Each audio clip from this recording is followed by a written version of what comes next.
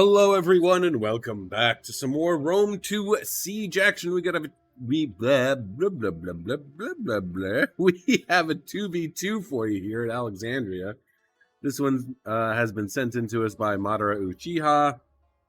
And funnily enough, I actually recorded this yesterday, but OBS decided to pull a fast one on me and not actually let me stop recording.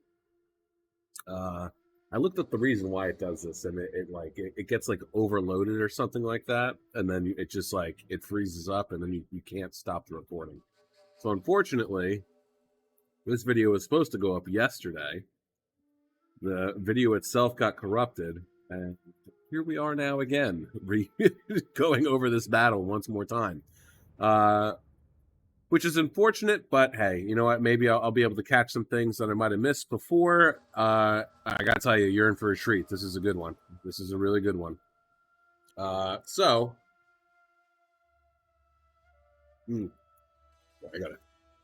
take a sip of my Gatorade. Let's go over the players on the field of battle. Quickly go over army comps, and then we'll get right into it. So, defending here, we have 974007044 playing as Swaby, and Madara Uchiha playing as Nervii. And then attacking, we have Joop, Joop playing as Arverni, and MP5 Noob 195 playing as Seleucid. So now we'll go over the army comps. Seleucid is bringing frontline a whole lot of thorax swords. We have 2 Silver Shield Swordsmen, 4 Syrians, 2 Silver Shield Pikemen, 2 Median Cav, and 1 Shield Bearer. Our Verni is rocking with, we have 1, 2, 3, 4 Oathsworn. We have 1, 2, 3, 4, 5, 6, 7, 8 Chosen Swords, 2 Celtic Warriors, 1 Ballista, 1 Noble Horse, and 1 out of 4 Gallic Hunters, of course. Now, Nervii, unfortunately, they did forget to move their ballista. That does happen to the best of us. Just try not to forget about this. You know what I mean? This goes for everybody. I'm not trying to poke fun or be mean here. But it is something I've forgotten about it before. Sometimes you just get wrapped up and putting your guys where they need to go, and then you hit start, everybody hits start, and then the game starts, and then you say, oh shit, I forgot to move my wall artillery. But it is what it is. Keep in mind though too, you can swing these around and try and make them a little bit more useful. I mean, he potentially could, depending on how far Arverni makes it over to this side of the map. Let me just highlight this real quick. Bloop, bloop, bloop, bloop, bloop. There we go. That's the sound that the paintbrush makes. Don't judge me. Yeah, if they come over here enough, he'll definitely be able to get some shots off, but we'll have to wait and see. But anyway, Nervii is bringing lots of Celtic warriors. We got 1, 2, 3, 4, 5, 6 Celtic warriors. And then we have 1, 2, 3, 4, 5 Oathsworn. That's a lot of heavy hitters. And then 1, 2, 3 Fierce Swords. And then 4 Gallic Hunters. They also have, way over yonder here, we have 2 Mighty Horse, and then Swaby is bringing, we have 2 Riders of the Hunt. We have 4 Longbow Hunters, which the name of these units kind of irks me because they're Longbow Hunters, and what do we all equate longbows with? Range. We all equate longbows with range, and yet they have a 125 range. Make it make sense, please. Anyway, 4 units of Berserkers. That's pretty scary. 1, 2, 3, 4, 5 Swordmasters, 1 Wolf Warrior, and then we have 1, 2, 3, 4 Bloodsworn, and I believe that rounds out his army comp. And that's it. So we have 38 minutes, 51 seconds on the clock. Hopefully this is actually recording right now. Let's get this underway. So.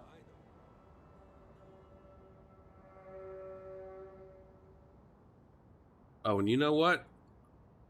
Oh, no, Seleucid doesn't have. Right. It is just Arverni who has one. Arvernia's put their ballista.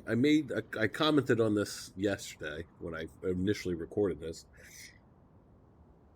Arverni kind of has their ballista in a sort of a bad spot.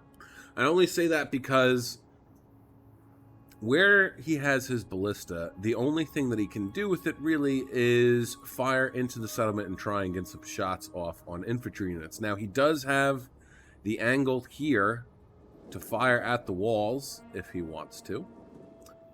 He does have the angle, just about, I think, to fire here. But reality, he's definitely not going to be able to make these shots, at least not well. Here, he could definitely make these shots if he wanted to, but overall, you should strive to not put your ballista in front of stretches of the wall that have slums on the outside of them, because as we all know, you can't traverse through slums, even though, I mean, you should be able to. It would be cool, but it is what it is. And you can't knock down these walls. I mean, you can knock down these walls, but it's pointless.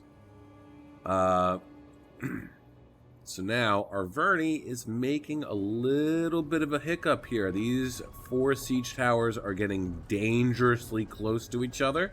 We all know what happens when they get too close to each other and then they stop.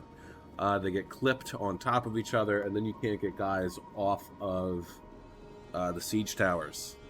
It's a little foreshadowing there. Now we can see Arverni has moved up. They're getting on to the siege tortoises. They're going to come over here with these Celtic warriors, knock down the walls. Now, I made a point of this well, actually, we'll get into it when it happens. But Seleucid is slowly but surely moving his forces up, getting ready for this initial assault. Definitely making the smart move here. That's the way to go. I mean, especially there's no threat on the walls as far as artillery goes.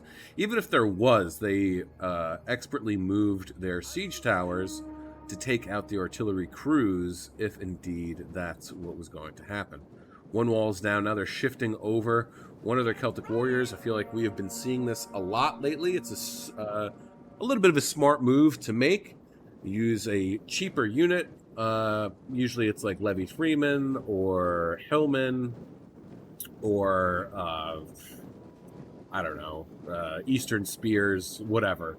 You use a cheap unit to go from one siege equipment to the next, and then you go from one wall to the next, especially with tortoises, because it makes the most sense. And then you can just go knock down the wall. You're not exposing the majority of your army, and you can just knock down the walls as you see fit. Both Swaby and Nervii have made their way out. They're going to come swing wide around the settlement. I think they're going to swing right around. They're going to come wide.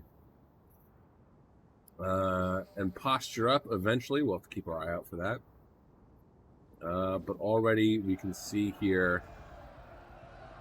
See, it's moving like that. No bueno. That's not good. Bernie now is moving up some of his troops. But the Warriors still going about knocking down some wall here. Uh-oh, these guys might be a little bit too close. Already lost 5 guys. Remember to never... Get running! Remember to not... There you go. Did he lose any more? Okay, he moved it just in time. Good. Forward! It's important to never leave your men too close to the walls. If there are siege tortoises on the outside, Warriors, move out! or if they are using artillery to knock down the wall. If your men are too close, the walls will collapse on them, and you'll lose a hefty chunk. Don't forget, too, in barbarian settlements, same thing can happen with the arrow towers. If you start putting them to the torch, they will burn, and if you have men standing by it, you will lose those men. So we've unit Celtic warriors up on the wall, strategically positioned. I would imagine that as soon as either Seleucid or Arverni charge on in and get turned into pincushions, Nervii will move down these Celtic warriors, and they too will use their javelins to help break up the initial assault. But so far, we have a nice little defensive line here. They are getting shot at here, unfortunately, by the Syrians. That's to be expected. Just trying to soften up some targets. Arverni is charging right on in, but seriously is taking some heavy losses right off the back. Immediately is losing decisively. Swaby is moving up with some Bloodsworn. They're going to try, and it looks like, to get up onto the walls, but Arverni is shifting to go and stop them from getting up on the walls. However, this is just going to lead to them losing more men out of this unit. And honestly, I can't really afford to do that because this is clipped. So that's unfortunate. Actually, this might be good, though. If they can't get these guys off of here and it just keeps firing, that might be the way to get your men off. I don't mean it like that. Thorax Swordsman moving on in. Silver Shields are in the back still. But here we go. Pushing in to assist his Arverni ally. Never mind. Looks like he's going to... Oh, no, he's coming in. He's coming in. Thorax Swords going in there against some Sword Masters. That's going to be a tough fight for them. Even the Celtic Warriors, they are losing, but Celtic Warriors could definitely go toe-to-toe if it is required of them.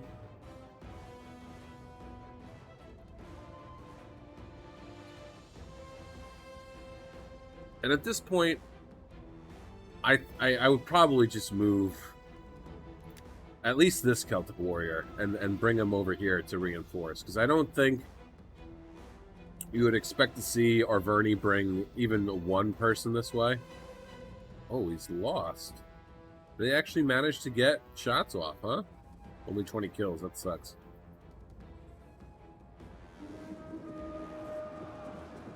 Celtic Warriors from Arverni have been thwarted. Shots coming in from Arverni's artillery. 8 kills so far.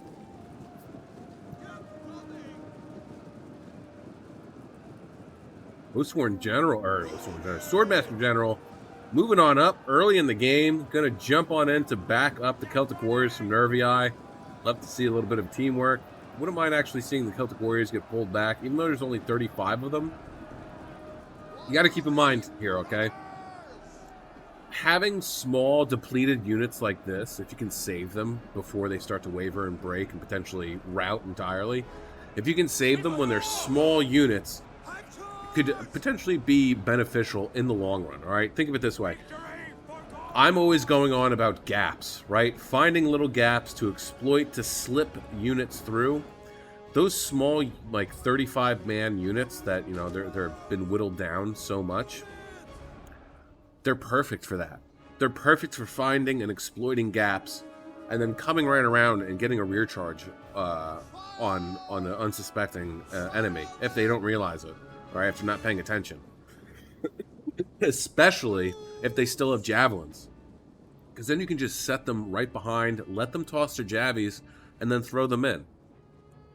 I don't ever expect a 35-man unit to live, especially if I'm sending them behind enemy lines.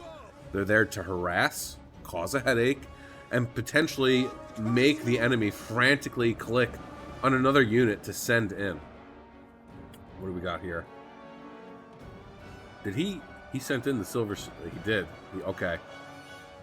I didn't witness this the last time. I didn't realize because, you know, it's like the same unit card, but Silver Shield Swordsmen are already in. And you got to think, you got to remember, Silver Shield Swordsmen are heavy hitters. They are heavy hitters. And I don't even see his other one anywhere. Silver Shield, Thorax. Oh, he put them both over here. Okay. But Nervii is doing a good job focusing down these Silver Shield Swordsmen. They're actually pulling out down to 143 men and losing men in the process of retreating. That's why it's important, pardon me, to be absolutely sure that you want to commit. Sending in elite units like that this early in the game could definitely pay off. Could absolutely pay off. Hold on, I gotta slow this down for a second. Okay? It can pay off. I've seen it pay off. Not in my own replays, but in other Rome 2 YouTubers replays, where you send in your heavy hitters first and they clear out the riffraff. They haven't taken too much damage, and they just go on getting supported by the cheaper units. However, though, it can still blow up in your face spectacularly if you're not careful. I mean, we have Sword Masters, Celtic Warriors, and Bloodsworn. Bloodsworn's not great, but they're not pushovers either. They can go toe to toe. They can hold their own for a little bit at least. And then the Celtic Warriors as backup to the Bloodsworn. Well, I actually have to say the Bloodsworn's backup to the Celtic Warriors and then back up to the Sword Masters. Forget it. Now, this right here, I'm willing to bet that he didn't put them in guard stance and that they were chasing after the Silver Shield Swordsman. Always remember, never, ever, ever forget to turn auto fire off on your ranged units, whether they're slingers, javelins, royal peltists, or archers. Even your regular infantry with javelins. Never forget to turn auto fire off, and especially with your ranged units, don't forget to hit that guard mode button so that they don't go chasing stuff. You don't want them to go chasing waterfalls. You know what I mean? You don't want that to happen. Chasing waterfalls is a terrible idea. Because there's never a hidden cave behind it with treasure.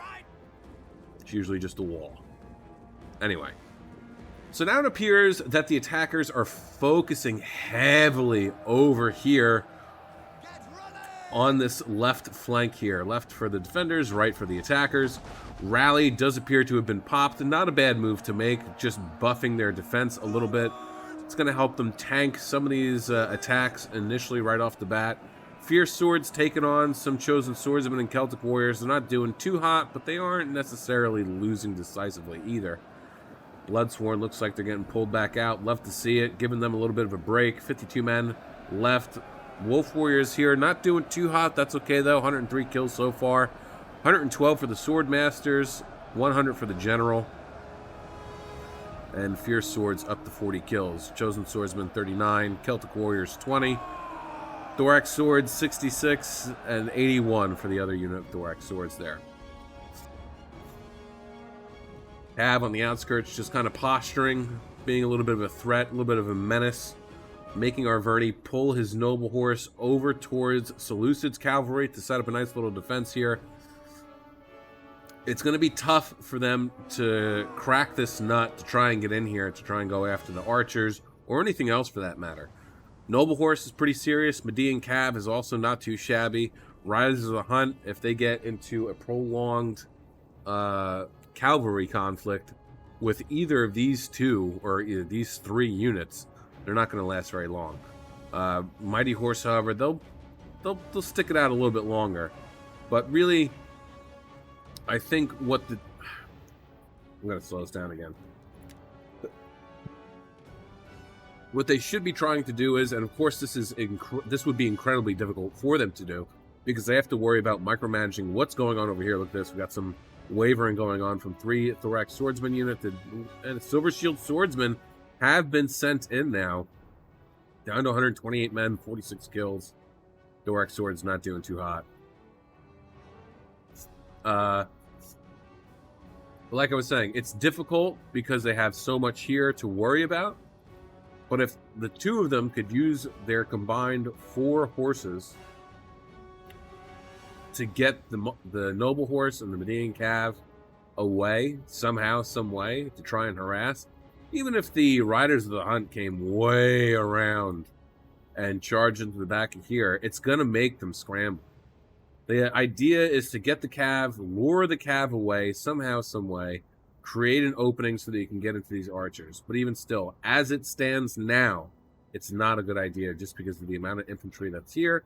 That is a lot of javelins to turn horses into pincushions. And there it is, folks. This is why it is important to make sure that they are evenly spaced out, okay? And now his men are technically off of the tower, too. So the guardhouse isn't going to fire at these guys. It's unfortunate. Thorax Swordsman, out of here. Out of here. Thorax Sword's wavering. Wavering. Silver Shield Sword's not doing too good either. Only 51 kills so far. Other unit of Silver Shield Swords have made their way in. Taking on some... Oh, God. Taking on Berserkers. They're losing slightly, though. But my goodness. They're losing decisively.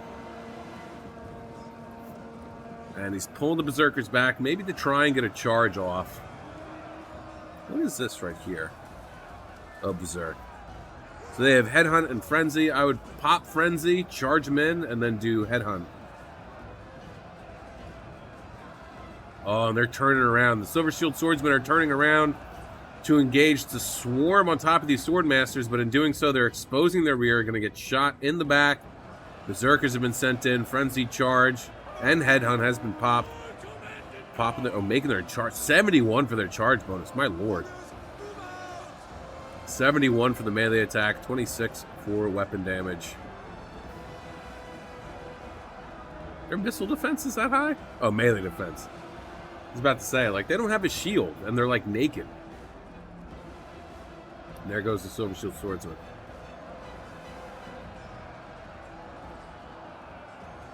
Just because they're expensive and shiny doesn't mean that they're not shit.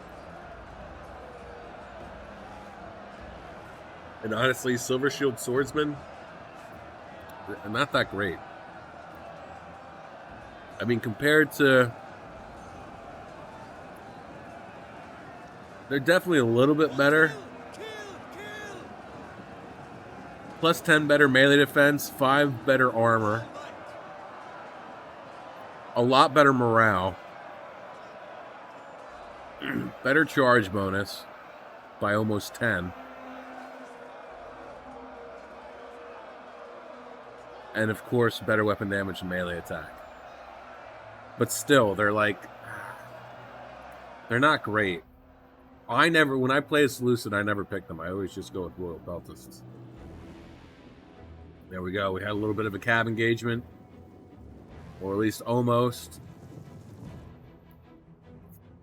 Look at this. Noble Horse chasing after the Mighty Horse. They're going to get away, though. Very heavy melee cav against medium melee cav. They have the speed to break away. Hopefully they will. But this is where... Pardon me. The Riders of the Hunt, because they're busy chasing after them, these Riders of the Hunt should have been coming in. Because this is a nice little gap. They could have gotten both the Riders of the Hunt if they had them spread out like this and they were a little bit closer. They could have both gotten in there, gotten a pretty decent charge off, and probably taken out quite a few archers. But this is perfect. I mean, he's sending 2 cav after 1, and then the Noble Horse over here is chasing down these guys. So yeah, the Riders of the Hunt should have stuck around close and then charged right on in and gotten into these archers. Because these guys are going to be a headache for our attackers. Arverni over here, loading up on the tower. Now here is what I was talking about. I was going to mention later. They have one of these tortoises over here, right? Usually, when I would play, if I brought a faction that could use tortoises, you know, I would bring all tortoises, I'd share, and then I would leave 4 or so for myself. And I would do something like this, you know, obviously you always go after the corners, because the corners knock down larger section of walls. So I would do like the 2 corners, and then I would probably do like 1 right here, and then maybe 1 here, right? So after this wall gets knocked down, instead of going in, I pull back. Whatever was over here, I just pull back. And then I focus on the openings that I made over here, okay? Usually the defenders are too busy dealing with what's going on in the breaches in the wall to even utilize this for themselves, okay? Later in the game, what I would sometimes do, which worked sometimes, and of course sometimes it didn't, when I thought or felt that my opponent was too distracted and too focused on what was going on here, and he wasn't focused on what was going on here, I'd shift over some units. 2 or 3. And I'd get him in here. Okay? And now either I'm going for the flank and I'm going to attack in the rear, which if that's the case and they finally notice me at whatever point that they notice me, they have to scramble and meet my units to take care of them. Or I get my units in and I beeline it. Beeline it to the victory point to start capping it. And again, what do they have to do? They have to pull units away to deal with this, whether it's Cav, whether it's Oathsworn, whatever it is. They have to pull units away to deal with the fact that I'm capturing the victory point, which is going to do what? It's going to take away units from the front line. And that's when you should try and push even harder to get rid of more units on the get rid of more units off of the field of battle. More of their units off of the field of battle. Trying to be as deceptive as possible is always definitely the way to go. If you can manage to pull it off, of course. But anyway. But that's what I would do. And again, sometimes it doesn't work, and sometimes it does. Anyway, Arverni has gone so far as to burn down the gates. Wisely, though, before they burn down the gates, they got somebody up on the walls here to neutralize the gatehouse so that they don't have to worry about hot oil burning them. Oathsworn are here to meet the intruders here. And there it goes. It's been burnt open. I wonder if they took damage for that. No, okay. Honestly, with the Oathsworn, I probably would have just charged them out to deal with these guys. That's just me.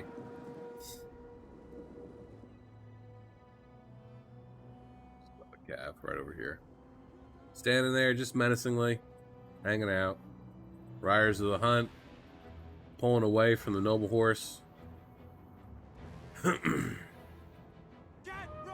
Still, they're just focusing heavily over here.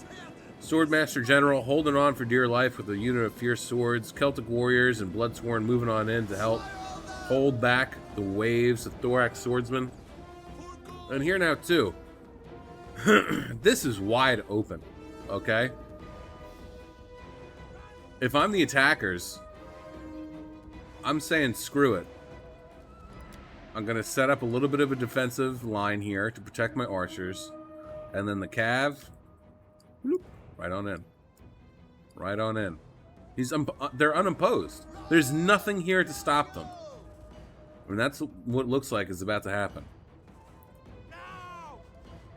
Plot twist. That's exactly what happens. You gotta make sure. I know that they're focusing here so hard, but you can't ignore this. You cannot ignore this and expect them to not do anything because they're focused over here. You can't expect that. Because here he goes, charging right on in, and what's here to stop him? Not a whole lot. Through one archer, through another, bam, right through this wolf warrior unit, and then just keep going. Keep going. Keep going. You understand? You always have to keep these guarded one way or another. These reserves that are back here, these two swordmasters, they should have been up here. They should have been right up here. They should have just been here. They don't necessarily need to guard this, but they should have been in front of these archers. Now, unfortunately, the longbow hunters here, no kills. They're going to be gone, which is sad. But there he goes. He's just pulling on through. He's going. Whether or not he got good enough charges there, who knows. But enough of his cab was not stuck in that he could definitely pull away.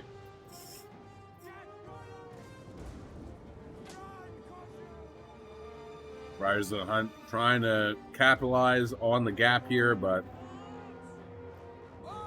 Lee and Cav getting pulled. pull back out, covering this up. Oh, right on into the rider zone. That sucks. Get him out of there, or at least one of them. But now one of the enemy cav is on the inside here. Now you just have 2 units of cav here. If he can manage to save these 2 units of the Riders of the Hunt, then the 4 of them, the 4 units of cavalry for the defenders, should have a fantastic time harassing here. Right?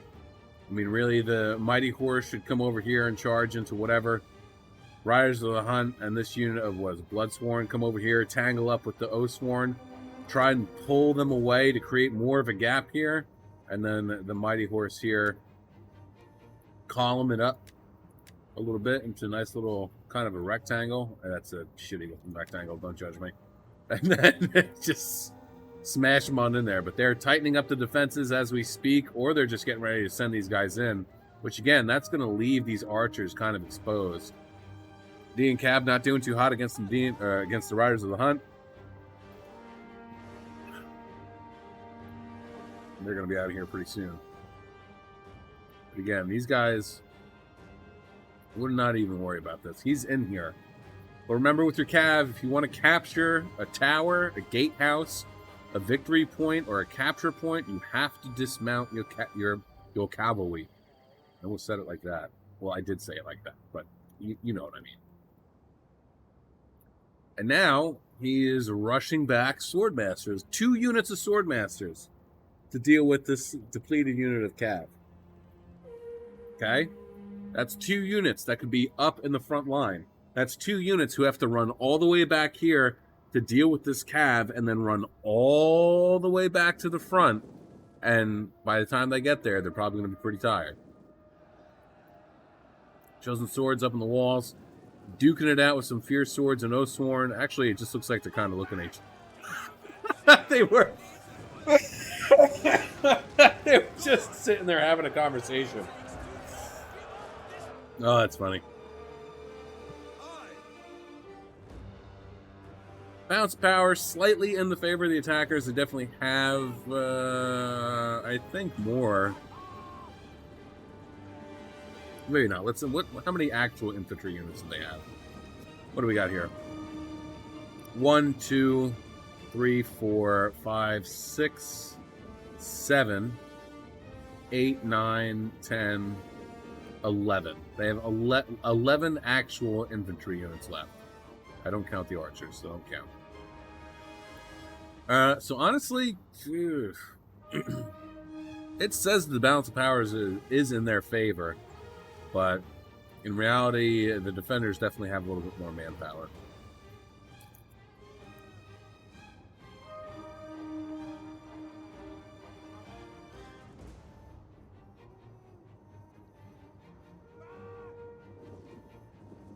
So far, so good, though. Defense has been pretty stalwart. Look at all the bodies here. My God. Could you just imagine how like, in real life, how slick with blood and grease the grass here probably is? Man, how many guys do you think like actually died because they like slipped and broke their ankle and then they were just like an easy kill? Oh, brother. 36 men left of the Swordmaster General, 263 kills. They are starting to waver. It's the Syrians, man. You gotta be careful with them. They don't play. Swordmaster, or Bloodsworn rather, getting out over here, taking on some Oathsworn. No surprise that happened. The Arc Swords coming in. Mighty Horses made their way back out. I would love to see, well, both his Riders of the Hunter guns. So that's unfortunate, but I would love to see some coordination between his 2 Mighty Horse to try and get in here and do something. Because he doesn't, our Verni and Seleucus don't have exactly the greatest of defensive lines here. So they could definitely manage to get in somewhere. I mean, especially like right here. This is such a huge gap. If he... Yeah, come on. Just get in there. Smash. Smash on in there. I don't think Oh, they still have ammo. They definitely still have ammo. And they still have ammo. Remember to always zoom in and look at your enemy's archers to see if they have their bows out or if they have their daggers or spears out. Always do that, especially if you're looking for a target to shoot at and you want to go after their archers. Always check and make sure. There's always some tips that you can do to help discern. First, you hover over them. You take a look at how many kills they have. 79. Okay. You zoom in. Only 79 kills. Yep. They still have their bows. But don't forget, too, somebody could have only 79 kills and they could be completely out of ammo. It's just how you use your archers. If you can find good angles to find soft spots to shoot at. Oathsworn taking on some Sword Masters. Ooh, they're winning too, actually. What's the difference here? Oathsworn have better weapon damage. Sword Masters have better melee attack. Better melee defense? No, Oathsworn have better melee defense. Same armor. And now their morale is off the charts because they popped Headhunt. What is it? Where are they? 351, and now the melee attack is 66. So yeah, these Oathsworn are going to have a terrible time. Unless he pops Headhunt as well. Longbow Hunters are getting peppered down pretty good. 127 kills. They might actually be out of ammo. They are. So that's just a debate at that point. Getting their archers to waste ammo. Swordmaster, or Wolf Warriors rather, finally breaking. 104 kills. Pikes are finally making their way in here. But, Pikes on attack, I never felt was a good choice because you're taking away, I guess I would say like an assault unit like thorax swords or I mean even shield bearers, because pikes are slow. They can be turned into pincushions easy by archers, and I think they're just better for defense rather than having them on attack. Not that you can't do well with them on attack, but it's moving them into the breach in the walls or onto the walls or through the gatehouse, and then having to move them here, there, and everywhere when there could be archers wherever firing at them as they're walking through, the streets. I mean, look, right there. Longbow Hunters have been moved up, and they're going to start firing into the rear of the Silver Shield Pikes. I mean, they got to be careful, because we have a bunch of archers over here that can easily fire and focus down the Gallic Hunters and the Longbow Hunters. And you got to remember, too, unlike the Syrians or Cretans or Sumerian heavy archers who have a decent armor value, Gallic Hunters, Cimbri Bowwomen, Longbow Hunters, regular archers, I think even Helot archers, they have awful armor.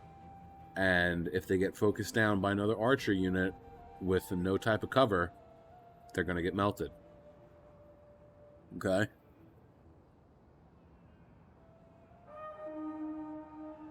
There they go. Only 13 kills. And they're gone. I mean, he managed to move them out of the way, but putting them up here is not going to protect them. They'll be a little protected, because whatever these are called, I know they have an actual name, these like little teeth on the walls, but I don't know exactly what they're called. But yeah, he only has 46 guys left, and only 13 kills.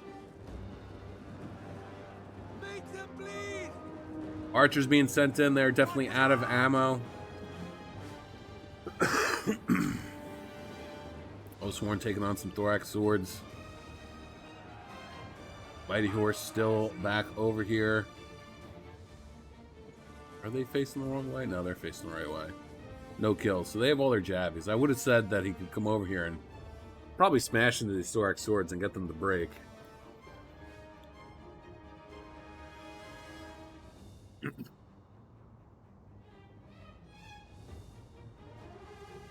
I see. Looks like our Varney's focusing down the Mighty Horse here. Not awful, but I would stay focused on what's going on here. This is what's important. You can always defend against Cav if you need to with your infantry.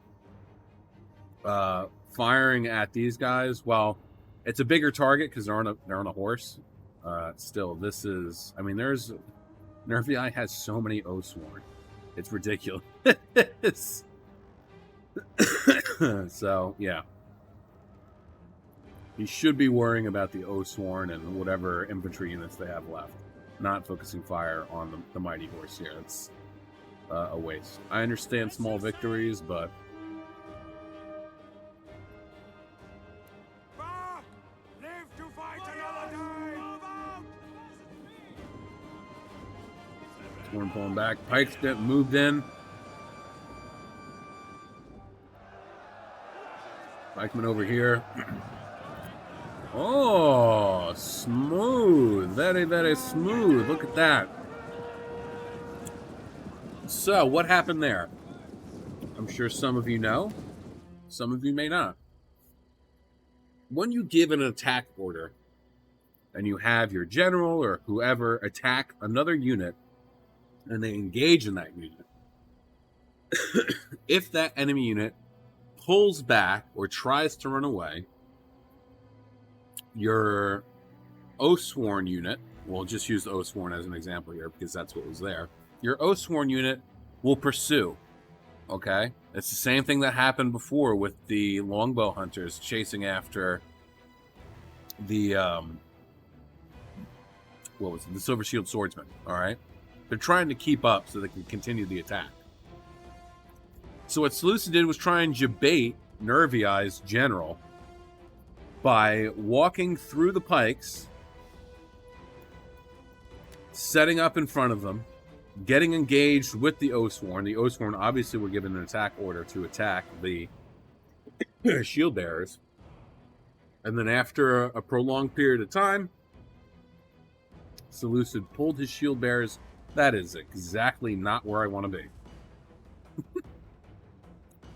Seleucid pulled his shield bearers back in an attempt and hopes that the Oathsworn would follow and run straight into the pikes. Luckily, though, Nervii was paying attention and stopped that from happening. But keep that in mind. It's a good trick to use. If you can potentially pull it off, it is absolutely a fantastic trick that you can use. Anyway, back to it. Pikes are... Oh, no. Pikes pulled back to set up a better line, and then they got swarmed by Sword Masters. So they weren't able to get their pikes down in a quick enough manner, and now they're not in a great pike formation, and they're going to do absolutely terrible. Sorry. And this is why I don't like bringing pikes on attack, because you have to move them into the settlement. You have to move them in position where you want them. You have to keep moving them how you want. Whereas if you're on defense, you can just plop them down friggin', right here or right here. And then you don't have to move them. And they're protected on either sides. They can't really get flanked. That's why pikes are always better. And this too. Like, this is not... He's trying to debate the Silver Shield Pikemen into moving forward or to turning and pivoting to go after the Oathsworn here or to go after these guys so that they can flank around the backs of the Oathsworn. Or the Pikes, rather. Not the Oathsworn. Winning slightly.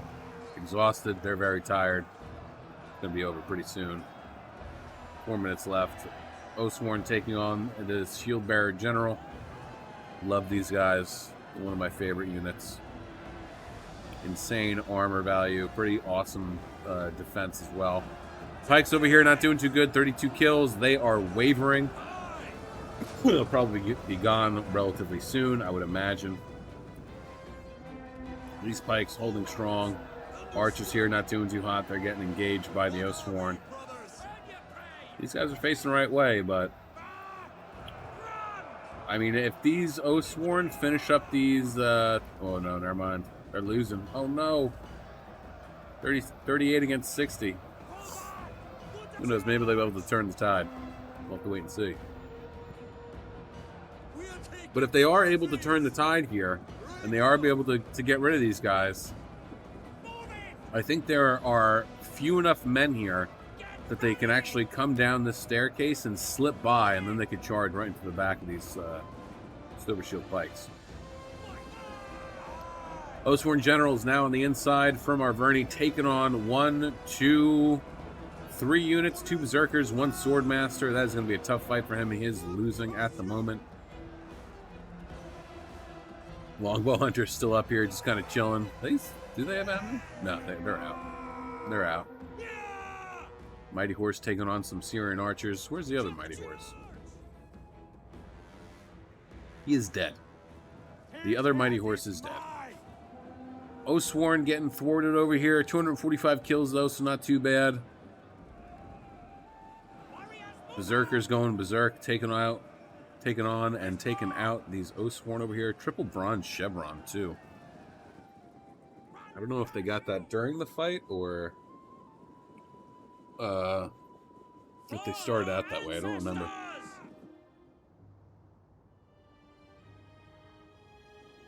This is more or less over. Balance of power back in the favor of the defenders. Pike's moving forward. At this point, he just has to commit to do whatever with these Pikes. He's got to attack somebody. I think at this point he knows that he's going to lose. Pike's now getting swarmed, surrounded. They are done for. Celtic Warriors are out here, probably looking for something to go after. Berserkers are just running. I don't know where they're going. I think they're chasing these Syrians here. The Mighty Horse, rather, taking out these archers. And that's pretty much going to be it. Not a bad battle. Pretty good.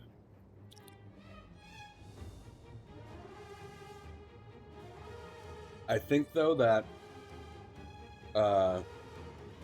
if Arverni hadn't accidentally clipped his 2 siege towers together, and thus, you know, negating the fact that he has these guys here. They're actually getting shot at now, because that's where the Unicard is.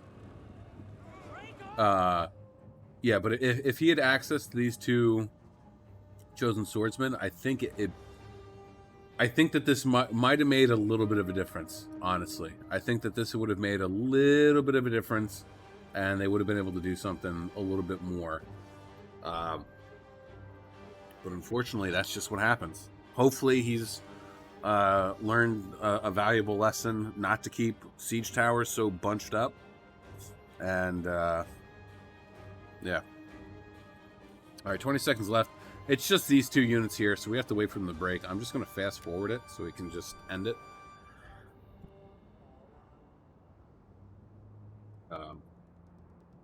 Yeah, I mean, you can't even attack them in any way, shape, or form. They're just on there stuck. So I would imagine he probably conceded just to end it. And that's it. All right, let's get into this here now. 974007044. 2,395 kills, the most out of anybody, actually. 263 for his general, well done. 23, 31 for Riders of the Hunt, 127, 0, 102, and 15 for the archers. Berserkers, 68, 56, 178, and 289. Nice. Bloodsworn, 96, 114, 36, 19. Swordmasters, 313, 229, 230, and 102. And the Wolf Warriors getting a 104. Madara Uchiha getting 2,231, 104 for his general, 289 and 55 for the Mighty Horse. Well done with this unit here. 126, 106, 8, and 96 for the Gallic Hunters. Celtic Warriors 21, 66, 119, 81, 0, 107. Yes, and that's it.